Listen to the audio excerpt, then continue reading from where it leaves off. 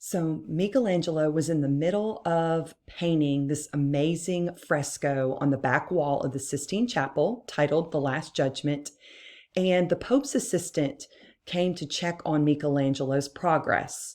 And when he saw all the nudity, he was outraged and he said, "It's all got to go."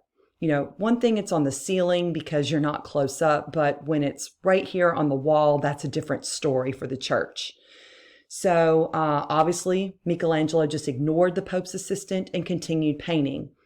More and more days go by, and the Pope's assistant would continue to nag Michelangelo to get rid of the nudity and to hurry up and finish this work.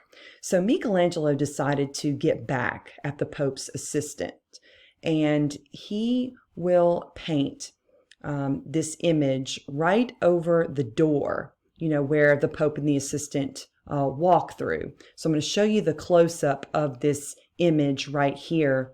And of course, this is part of the depiction of the painting of the damned, those that are going to hell. So here it is. You can see that the man is being depicted as basically a jackass, with the long donkey ears, a snake wrapped around his body, of course, biting his private area. So when the Pope's assistant walked in to see the finalized version of this painting, he stepped through the door, turned around, and looked up. And this image, of course, caught his eye.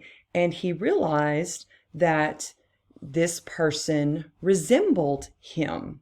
And there was really nothing he could do about it because Michelangelo didn't deny it when the man asked, "Hey, this looks a little bit like me." But of course, he was furious when he realized that that's exactly who it was and demanded that it be removed.